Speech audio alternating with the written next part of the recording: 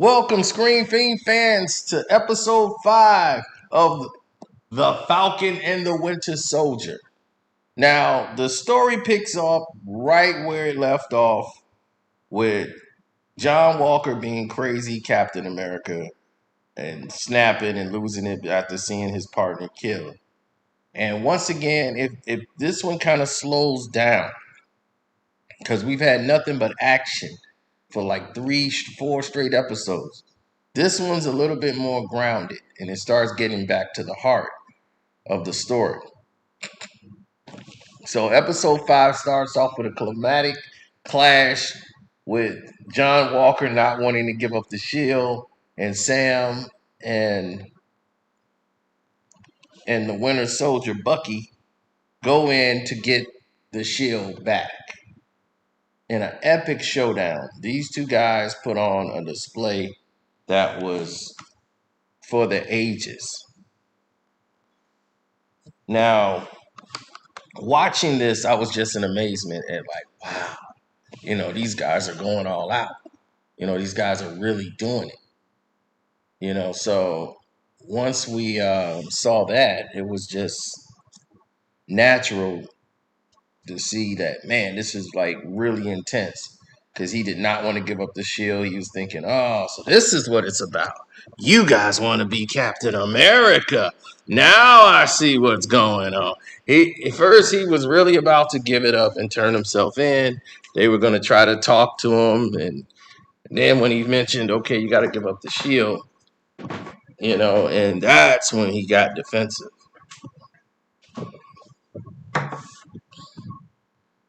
So he ends up getting in a big war. He breaks Falcon's wings off.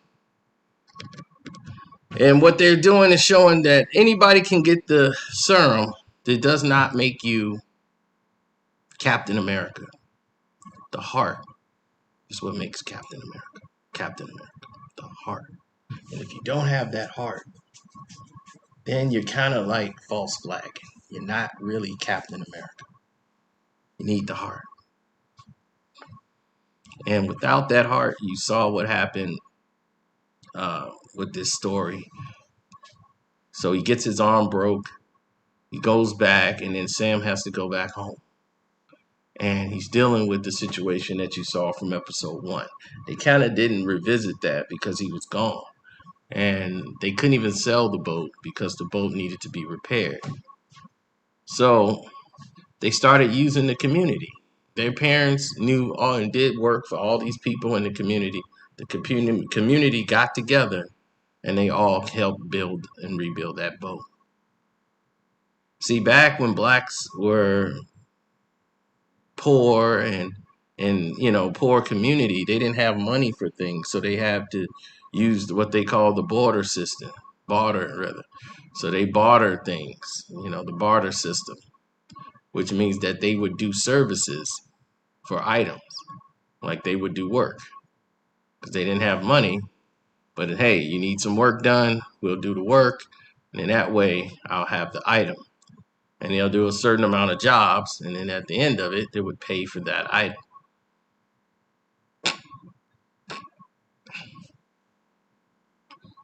So the barter system was used a lot during that time and period. So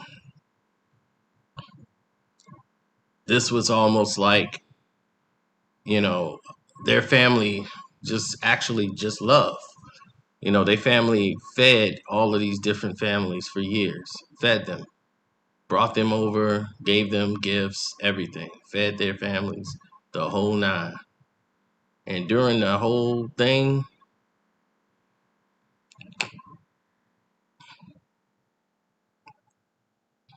that whole the whole trip, everything that they've done, they have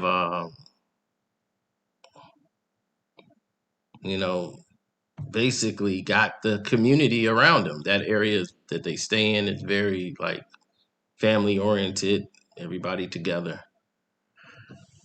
So it made for a very interesting time, So I was very impressed with how they showed everyone bonding and coming together, working together. Now, to me, that meant a lot. And then you see the Winter Soldier come and help, and it actually started to like the community, and it was actually therapeutic for him. But he was still having the nightmares. Now Sam has the shield with him, and then you see John Walker goes back and has to face the United States, who's like disgusted with John Walker. He loses his benefits, loses his pension, off of one bad decision in the field. After being propped up and held up, and all of his accomplishments that he's done, he leaves with nothing, dishonorable. Because this is an international incident now. Now they have sympathy coming in. You've empowered the terrorists by doing such an act. Now he believes that the country has let him down. He did his job. They made him. Now he's going more underground to get things done. So, yeah, it was quite interesting to say the least. But I was very impressed with how they brought everything back to the forefront for Falcon and the Winter Soldier. Very impressed.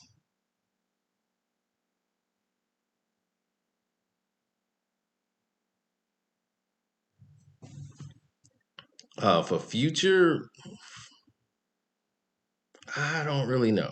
You know, the future is going to be a little bleak for them because the direction they're going is entirely different. You know, we don't know what's at stake and how they're going to set things up to be done as far as the way it goes. And cameo by Ellen. I mean, that was weak. Having Julia Dreyfus play that character, that was so weak. They should have never hyped that. The character she played is a character that people saw. She was played alongside Nick Fury. She used to beat Nick Fury in the comics.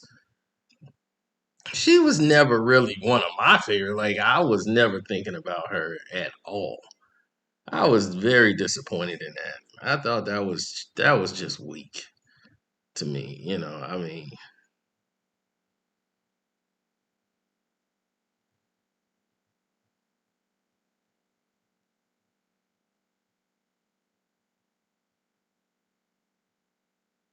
mm-mm-mm.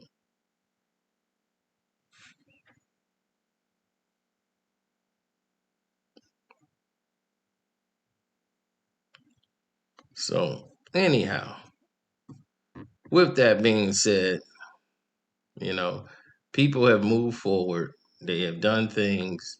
They have did things, and when people move in a certain way in a certain light, they they do things that don't normally agree with the status quo. In other words, and when I saw the direction that they were going here with this big climatic scene as the Wakandans take Zemo in, and you see the Winter Soldier actually don't execute Zemo as Zemo's ready to die. He's just like, go ahead and pull the trigger. I'm ready to go. He just didn't want to go in the cell. He just wanted to go out and do what he had to do to stop, what was going to happen. And he's keep telling him that he's naive, but you can do what needs to be done and go ahead and put an end to this. So what they're going to do is send him to the Wraith, and that is the prison that isolated prison in the water that was done by actually by the guy who was Red Hawk. So the general, he made that and imprisoned Hawkeye and all these other guys, John Lang and all these other people, put them in prison.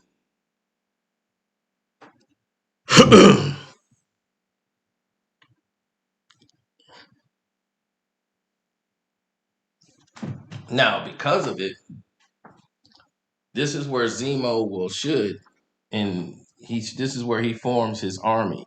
He gets everyone that was imprisoned there to basically join him, and then they escape the raid. and then they go and start their own thing. But we don't know if that's going to happen in episode 6 or that can happen down the line in something else. But he's going there to serve out the remainder of his time. That might be something they could play into in Black Panther 2 with Zemo. We don't know. But what we do know is that the power broker has reamed themselves completely useless. And if it's who I think it is, if it's Agent Carter #2 being the power broker, it's just one, it's not a surprise to anyone, and it's just useless because the power broker has done basically nothing this entire time but waste everyone else's time to believe that they will have any importance whatsoever at all. So, not really enthused about the power broker, to tell you the truth. Let's just tell you, the power broker, unless it winds up being somebody else entirely different and it's actually meaningful, the power broker really had nothing to do with this series. You know, we really haven't seen anything really done by the power broker.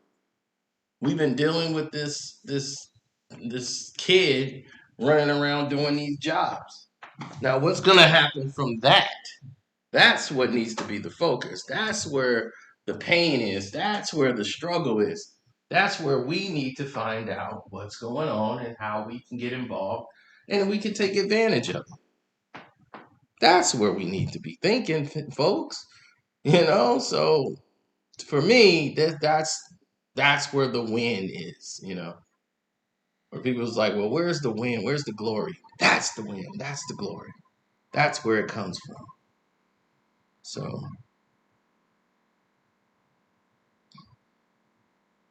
on that note, I'm out.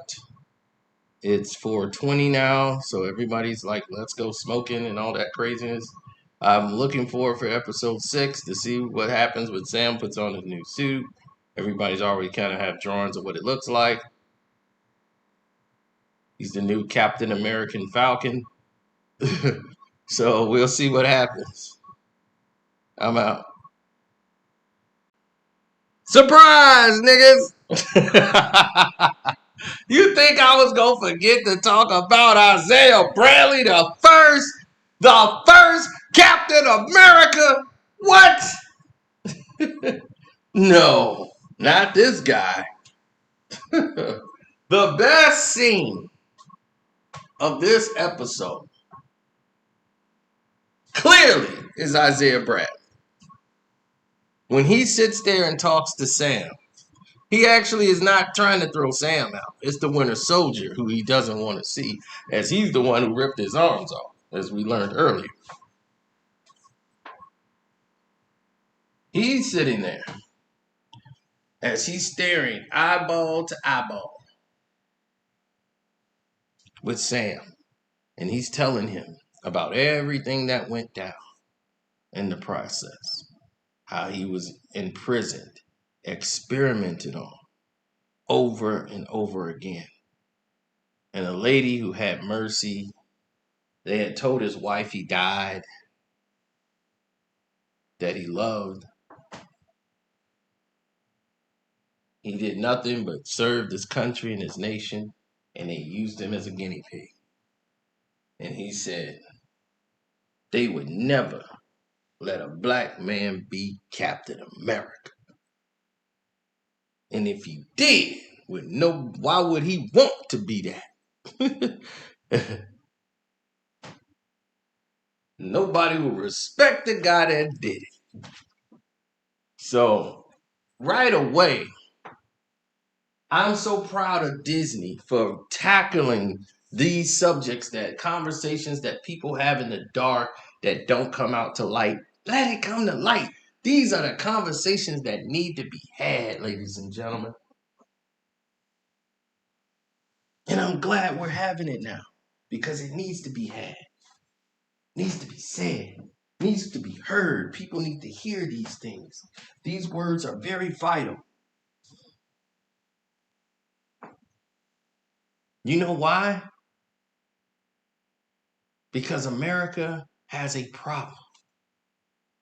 Their problem is they try to act as if things don't exist. They feel like if they don't talk about it, it doesn't exist.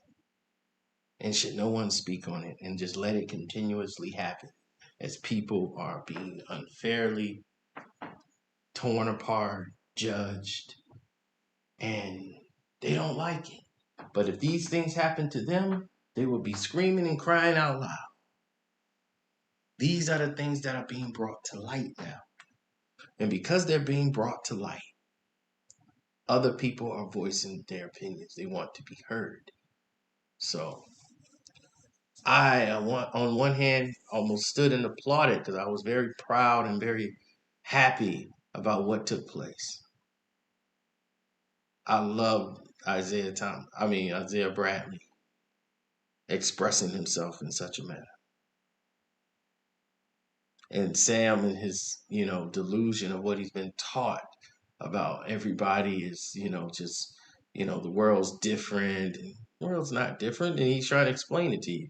He's like, oh no, people need to know about you and all what you've done, your accomplishments. No, it's not what he wants. That is not what he wants. He wants to be left terminated. No one knows about it. He doesn't want to be known. Nobody's poking at him. He don't want press around him. He doesn't want that life. He doesn't believe the world has changed. He's looking at the world now. The times have changed, but the world is still staying the same. That's what he was fighting against. That's what he was striving for. So yeah, I was very impressed with him and very, like caught and gravitated into Isaiah Bradley and everything that he represented. I was very extremely happy with it. So with all that being said,